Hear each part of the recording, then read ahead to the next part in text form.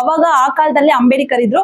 But ಇವಾಗ ಸದ್ಯಕ್ಕೆ ಅವ್ರಿಲ್ಲ. ಅವ್ರು ಫಿಸಿಕಲಿ ಇಲ್ಲ ಅಂತಂದ್ರೆ ಅವ್ರು ಎಷ್ಟೋ ಚಿಂತನೆಗಳು ನಮ್ ಜೊತೆ ಬಿಟ್ಟೋಗಿದ್ದಾರೆ. ಬಟ್ ಅದೇ ಇವಾಗ ಇರೋ ಜನರೇಷನ್ಗೆ ಇನ್ನು ತುಂಬಾ ಯುವ ಪೀಳಿಗೆಗೆ ನೀವು ತುಂಬಾ ಸ್ಫೂರ್ತಿ ಆಗ್ತೀರಾ sir. Thank you so much. ಅದೇ ಇದ್ರಲ್ಲಿ ನೀವು ಉಟ್ಕೊಂಡಿದ್ದೀರಾ, ನೀವ್ ಯಾವ ತರ ಏನು ಅಂತ ಅಂದ್ಬಿಟ್ಟು ನಮ್ಗೆಲ್ಲ ಅವೇರ್ನೆಸ್ ಕೊಡ್ತಾ ಇದೀರಾ. ಮತ್ತೆ ಗೋಪಿನಾಥ್ ಸರ್ಗೆ ತುಂಬಾ ಥ್ಯಾಂಕ್ಸ್ ಹೇಳೋದಕ್ಕೆ ಇಷ್ಟಪಡ್ತೀನಿ. ಸರ್ ಹೇಳ್ತಿದ್ರು ಈ ತರ ಎಲ್ಲ ಮಾಡ್ಬೇಕಂತ. ಮೊನ್ನೆ DC ಆಫೀಸಲ್ಲಿ ಫಂಕ್ಷನ್ ಮಾಡ್ಬೇಕಾದ್ರೆ ನನ್ನ ಕರೆದಿದ್ರು, ನಾನು ಬಂದಿದ್ದೆ.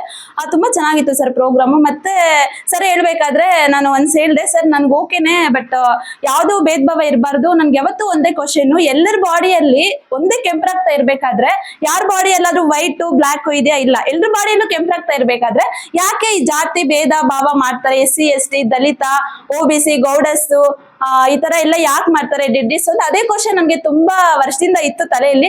ಬಟ್ ಇವತ್ತು ತುಂಬಾ ಕ್ಲಿಯರ್ ಆಯ್ತು ಸರ್. ನಾನು ಫಸ್ಟ್ ಟೈಮ್ ನನ್ನ ಲೈಫ್ ಅಲ್ಲಿ ಇವತ್ತು DC ಸರ್ ಬಂದು ಎಲ್ರನ್ನೂ ಒಂದು ಮಾಡಿ ಇದ್ ಮಾಡಿದ್ದಾರೆ. ನಾವೆಲ್ಲ ಮನುಷ್ಯರು, ನಾವೆಲ್ಲರ ಮನುಷ್ಯರಲ್ಲೂ ಎಲ್ಲ ಮನೆಗಳಲ್ಲೂ ಮನುಷ್ಯರ್ತೀವಿ. ಬಟ್ ಮನುಷ್ಯತ್ವ ಅನ್ನೋದು ತುಂಬಾ ಇಂಪಾರ್ಟೆಂಟ್. ಆ ಮಾನವೀಯತೆನ ಉಳಿಸ್ಕೊಂಡು ಬೆಳೆಸ್ಕೊಂಡು ಹೋಗ್ಬೇಕು. ಅವತ್ತು ಅಂಬೇಡ್ಕರ್ನ ನಾವು ನೋಡಿಲ್ಲ, ನಾವು ಹುಟ್ಟು ಇಲ್ಲ, ಬಟ್ ಅವ್ರ ಚಿಂತನೆಗಳನ್ನೆಲ್ಲ ನೋಡ್ತಾ ಇರ್ತೀವಿ.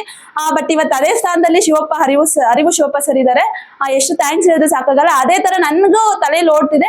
ನಾನು ಇನ್ನು ತುಂಬಾ ಅಂದ್ರೆ ಯಂಗ್ಸ್ಟರ್ಸ್ ಅಂತ ಹೇಳ್ತಾರೆ, ನಮ್ಮ ಭಾರತದ ಮೊದಲ ಏನಂದ್ರೆ ಯುವ ಪೀಳಿಗೆಗಳಿಗೂ ಹೇಳಿ ಅವ್ರಿಗೂ ಸಹ ಬದಲಾವಣೆ ಮಾಡ್ಬೇಕು. ಇದು ಒಂದೇ ಸಲ ಬದಲಾವಣೆ ಆಗ್ತೀವಿ, ಒಂದೇ ಸಲ ನಾವು ಮುಂದೆ ಹೋಗ್ತೀವಿ ಅಂದ್ರೆ ಆಗಲ್ಲ. ಸ್ಟೆಪ್ ಬೈ ಸ್ಟೆಪ್ ಏನಿರುತ್ತೋ ಅರಿವು ಶಿವಪ್ಪ ಸರ್ ಜೊತೆ ನಾವು ಸೇರ್ಕೊಳ್ತೀವಿ, ನಾವು ನಿಮ್ ಜೊತೆ ಇರ್ತೀವಿ ಸರ್. ಇದೇ ತರ ಕಂಟಿನ್ಯೂ ಮಾಡಿ, ಇದೇ ತರ ಉಳಿಸ್ಕೊಂಡು ಬೆಳೆಸ್ಕೊಂಡು ಹೋಗೋಣ. ಅದೇ ಎಲ್ರ ಬಾಡಿಯಲ್ಲೂ ಕೆಂಪು ರಕ್ತನೇ ಇರ್ಬೇಕಾದ್ರೆ ಜಾತಿ ಭೇದ ಎಲ್ಲ ಯಾಕೆ? ಎಲ್ಲ ಒಂದೇ ಆಗ್ಬೇಕಲ್ವಾ ಅಂತ ನನ್ಗೂ ತುಂಬಾ ಖುಷಿ ಇತ್ತು. ಬಟ್ ಅಪ್ಪ ಒಂದ್ ಕೇಳ್ದೆ, ಅಪ್ಪ ಏನ್ ಹೇಳಿದ್ರೆ ಸರಿ ಆಯ್ತು ಓಕೆ ಬರ್ಲಿ, DC ಸರ್ ಬರ್ತಿದ್ದಾರೆ ಸರ್ ಮನೆಗೆ, ಅವ್ರ ಜೊತೆ ಒಂದು 23 ಜನ ಬರ್ತಾರೆ, ಈ ತರ ಎಲ್ಲ ಮಿಂಗಲ್ ಆಗ್ಬೇಕು, ಯಾವ್ದು ಭೇದ ಭಾವ ಇರಬಾರ್ದು, SC ST ಅವ್ರು ಸಹ ಮನೆಗೆ ಬರ್ಬೇಕು ಅಂತೆಲ್ಲ ಹೇಳುವಾಗ ಸರಿ ಖಂಡಿತ ಬರ್ಲಿ ಅಂತ ಅಪ್ಪ ಅಂತೂ ಫುಲ್ ಖುಷಿ ಆದ್ರು.